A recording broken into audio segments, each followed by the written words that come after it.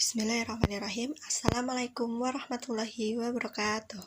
Halo teman-teman semua, apa kabar? Nah, pada malam hari ini, perkenalkan, aku Sri Wahyuningsih dengan NIM akhir 200 dari program studi Hukum Ekonomi Syariah Fakultas Syariah UIN Raden Mai Said Surakarta. Nah, di sini aku akan menjelaskan terkait dengan asuransi kerugian. Nah, di sini ada yang tahu nggak sih apa itu asuransi? Nah, menurut Islam, asuransi itu adalah suatu kegiatan tolong-menolong antara manusia yang satu dengan manusia yang lain. Untuk konsep operasional dalam asuransi kerugian, sebenarnya lebih mempresentasikan hasil hadis yang menjadi dasar konsep asuransi syariah, yaitu konsep tolong-menolong atau saling melindungi dalam kebenaran sebagaimana termuat dalam surat Al-Maidah ayat 2. Dalam hadis riwayat Bukhari dan Muslim, Rasulullah Shallallahu Alaihi Wasallam bersabda, mukmin terhadap mukmin yang lainnya seperti berguna bangun memperkuat satu sama lain. Pada hadis riwayat Bukhari yang lain itu berbunyi, orang-orang mukmin dalam kecintaan dan kasih sayang mereka seperti satu badan. Apabila satu anggota badan itu menderita sakit, maka seluruh badan merasakannya. Jadi menurut konsep operasional dalam asuransi kerugian itu suatu kegiatan saling tolong-menolong ya, yang diibaratkan apabila suatu orang itu menderita sakit, maka yang lainnya akan ikut merasakan kesakitan juga. Maka dari itu kita sebagai manusia harus saling tolong-menolong untuk mengurangi suatu resiko tersebut. Dalam suatu kegiatan pastinya ada suatu prinsip tertentu. Nah, salah satunya asuransi kerugian sendiri juga memiliki prinsip. Di antaranya yang pertama ada prinsip berserah diri atau ikhtiar. Allah adalah pemilik mutlak atau pemilik sebenarnya seluruh harta kekayaan. Untuk itu manusia harus bekerja sama dan saling menolong karena manusia memang ditakdirkan untuk diciptakan dengan perbedaan. Nah, di sini jadi harta itu yang nantinya akan kembali lagi kepada Allah. Maka dari itu manusia harus saling tolong-menolong untuk mengurangi suatu resiko tersebut dan tidak boleh melebih-lebihkan resiko tersebut. Kemudian yang kedua ada prinsip tolong-menolong. Prinsip yang paling utama adalah konsep asuransi syariah adalah prinsip tolong-menolong baik untuk life assurance maupun general insurance. Jadi dalam asuransi syariah sendiri memang bertujuan untuk saling menolong antara manusia yang satu dengan manusia yang lainnya. Selanjutnya yang ketiga ada prinsip saling bertanggung jawab. Nah, para peserta asuransi setuju untuk saling bertanggung jawab antara satu sama lain. Rasa tanggung jawab terhadap sesama muslim merupakan kewajiban sesama insan. Jadi antara manusia itu harus saling bertanggung jawab untuk saling tolong-menolong agar saat mereka mengalami kesusahan maka mereka akan dibantu oleh orang lain tersebut. Kemudian yang ketiga ada prinsip kerjasama dan saling membantu. Salah satu keutamaan umat Islam adalah saling membantu sesama dalam kebaikan. Nah, salah satunya adalah saling tolong-menolong dalam kegiatan asuransi untuk memperkecil suatu resiko yang terjadi. Nah, yang kelima ada prinsip saling melindungi dari segala kesusahan.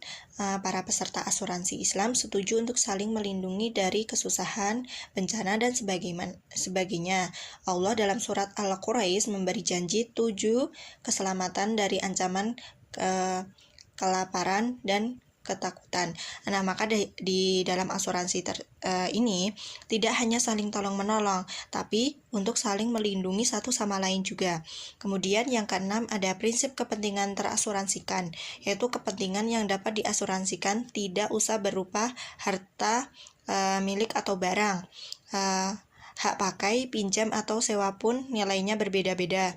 Dalam asuransi tanggung gugat, kepentingan yang diasuransikan ialah kekayaan tertanggung. Jadi yang bisa diasuransikan itu tidak cuma hak milik saja seperti tanah, terus kekayaan, dan lain-lainnya. Tetapi juga bisa mengasuransikan jiwa kita seperti asuransi kesehatan, terus asuransi kecelakaan, dan lain-lainnya.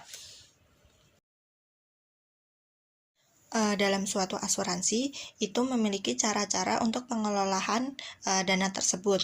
Dari sini ada 4 mekanisme penggolongan dana.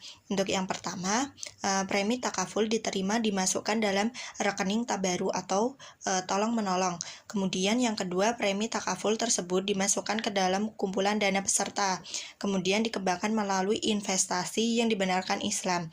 Kemudian yang ketiga, keuntungan investasi yang diperoleh dimasukkan ke dalam kumpulan dana peserta.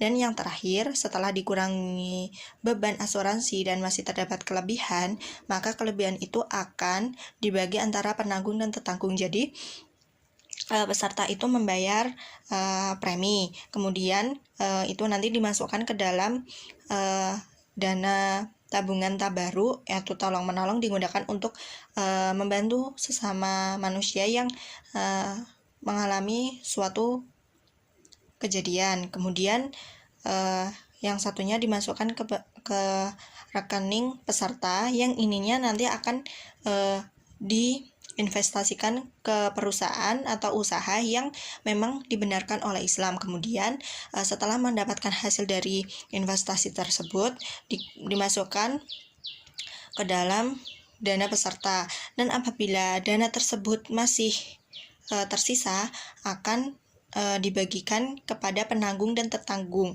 Jadi sistemnya bagi hasil.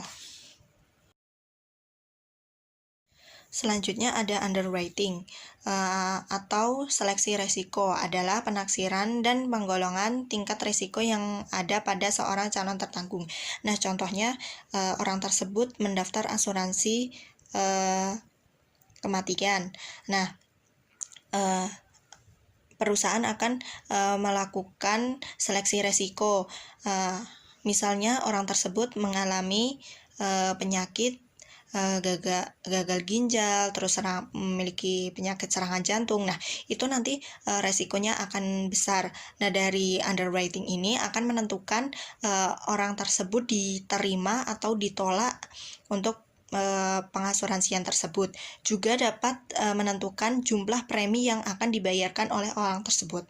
Kemudian tugas underwriting antara lain adalah melakukan proses penyelesaian dan pengelompokan risiko yang akan ditanggung. Kemudian kewenangan underwriting adalah menyetujui dan menerbitkan polis. Polis yang diterbitkan harus memenuhi 3 syarat, yaitu bagi nasabah, kemudian dapat dijual oleh agen, dan menguntungkan perusahaan.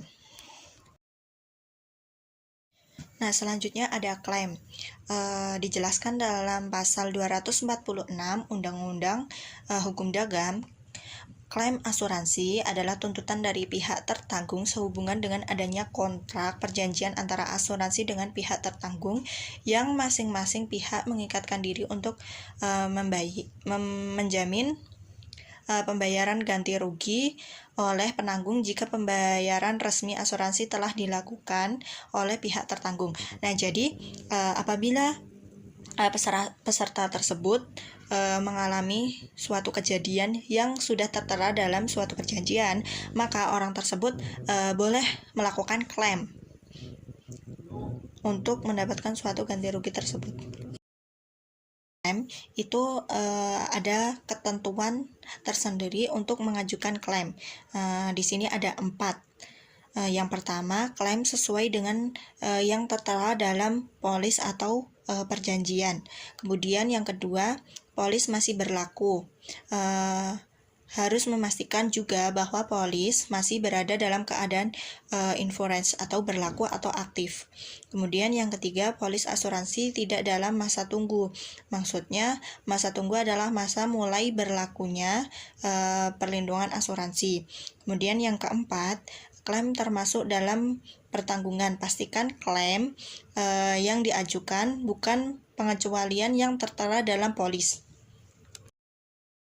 Klaim sendiri memiliki 2 jenis. Yang pertama ada kerugian sebagian, dan yang Dua, ada kerugian total. Untuk yang pertama, kerugian sebagian adalah kerugian sebagian atas objek pertanggungan yang diasuransikan, di mana nilai kerugian tidak lebih dari 75% harga pertanggungan.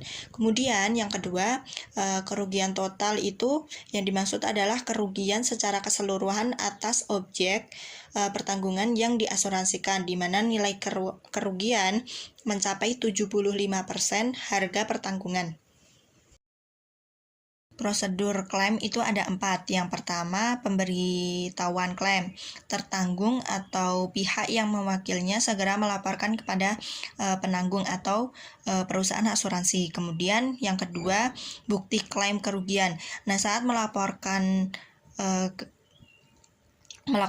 kejadian itu disertakan dengan bukti musibah yang dialaminya. Kemudian yang ketiga, penyidikan. Setelah melaporkan yang dilampirkan dengan dokumen pendukung diterima oleh penanggung, dilakukan analisis administrasi atau penyelidikan survei ke lokasi.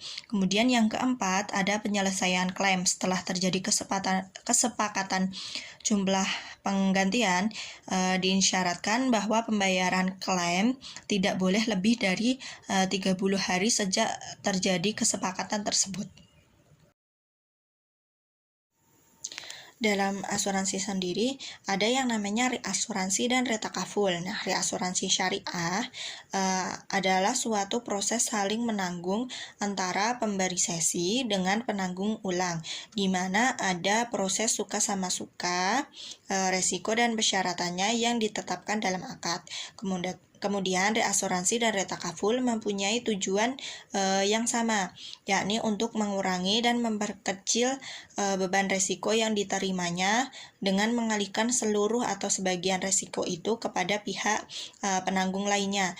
Jika pada aspek teknik, tujuan reasuransi lebih mendasarkan pada cara atau alat pengalihan beban resiko dan pembagian resiko. Nah, misalnya orang tersebut mengasuransikan kesehatan. Nah, tidak sepenuhnya pihak asuransi itu bisa menjamin atau kesehatan peserta tersebut, maka dialihkan kepada rumah sakit untuk menangani penyakit tersebut apabila peserta tersebut mengeklaim asuransinya. Untuk yang terakhir, dalam asuransi terdapat yang namanya mega rise dan simple rise. Nah, mega rise sendiri merupakan resiko dengan potensi kerugian besar dan berdampak luas. Umumnya terkait dengan industri besar atau perusahaan besar, proyek infrastruktur atau bencana berskala besar. Contohnya bencana ledakan kilang minyak, kemudian bencana alam seperti gempa bumi, tsunami, atau kegagalan infrastruktur besar seperti runtuhnya bendungan.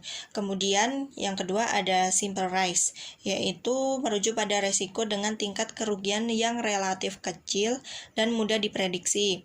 Biasanya terkait dengan asuransi individu atau bisnis kecil seperti asuransi kendaraan, kemudian properti rumah tangga, atau kesehatan individu. Contohnya kebakaran rumah, kecelakaan mobil, atau kehilangan barang berharga.